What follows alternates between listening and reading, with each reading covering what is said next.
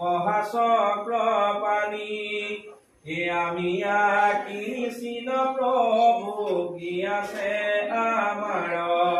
কি দিয়া কৰিব সেৱা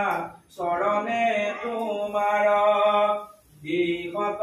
হাকিয়া বোলে সত্যনাৰায়ণ আমাৰ সেৱাত নলাগয় বহু ধন সৱাসেৰয়তাৱানি একত কৰিব